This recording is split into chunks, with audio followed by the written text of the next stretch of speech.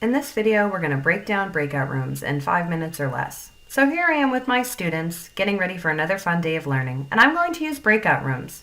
Hey, wait a minute, is someone talking? You're all supposed to be muted. Let me just take care of that. Remember, if you're the owner of a meet, you can mute someone by clicking their name and then the microphone. I know I'm the owner because I have that nice blue shield in the bottom left corner. Okay, back to breakout rooms. I'm going to click the activities button in the top right corner. Once I click on it, then I'll see the option for breakout rooms. When I click that, you'll see lots of choices across the top. The first thing I want you to notice is that you can toggle how many additional breakout rooms are created. The smallest number you can use is 2. So if you actually just want one room, you have to leave it at 2, but just leave the room blank.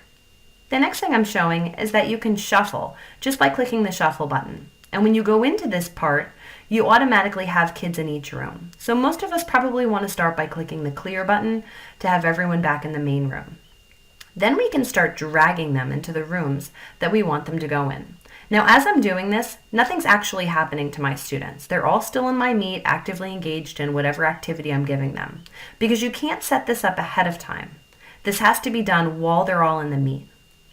Now, when I'm finished setting them up and getting them all drug into the rooms, then I can even change the name of the room if I want, to change it to a reading group name, or perhaps even the topic that they're studying. Again, nothing is happening to them yet. I'm just setting this all up on my side.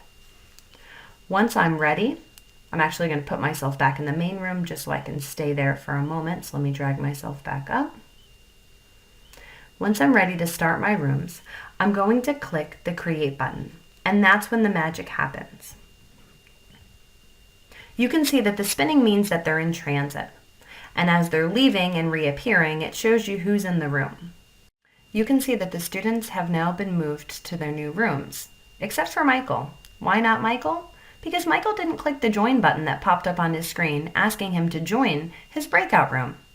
I'm now going to show you what the student view looks like when you push that Create button and they get to go to the rooms. For students, they get a box that pops up on their screen asking them to join the breakout room, and then they're dropped into their new room. Across the top of the student's screen, it tells them what breakout room they're in. I'm still in the main room, but I'm going to join the Sharks and see how they're doing with their project. So I click the Join button, and now I'm headed to the Sharks room. You'll notice when I come in that I come in muted because there's so many of us in here. So just remember that you might have to unmute yourself when you get there. Everyone is very actively engaged on their work and really working hard here. I can see that my friend Michael is still spinning, has not clicked the Join button yet, and he's still left in the main room. Now I'm going to go and check up on my Wales group. To go over to the Wales group, I can simply just click on the blue Join button. Once I click on the blue Join button, I will be leaving the Sharks group and joining my Wales group. They really look like they're working hard, and they really look like they're having fun. Here they are working, and you can see that now I'm part of their group. If you have a co-teacher, you want to make sure that you also are moving your co-teacher to the group they need to go to, because otherwise they can't move themselves.